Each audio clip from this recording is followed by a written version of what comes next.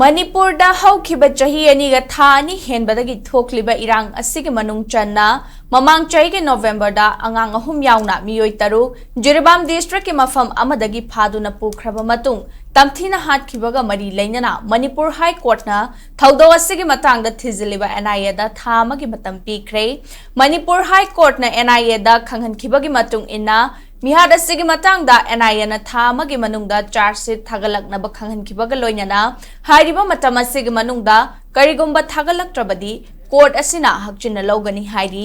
panba yabadi angang ahumgi manungda supnagi tha nipan gi angang ama yauna miyoi taru Jiribam district ke manung chanba Borobekra area dagi koke militant ni chingnaba singna faduna pukhraga miyoi taruk maki asiba hakchang jiri turel da tautharakpa miyamna thengna khibani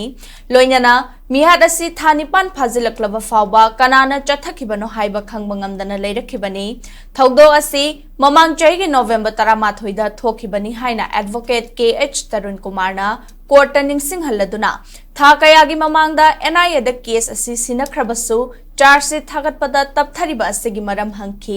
loinana laikhidraba singi imung manungi miyoida wakhalgi charangnaba leiriba asi yenglaga akangnaba matam ama khanghanaba taksinki hiram asigi matangda Deputy Solicitor General of India KH Chargesheet na case asigi matangda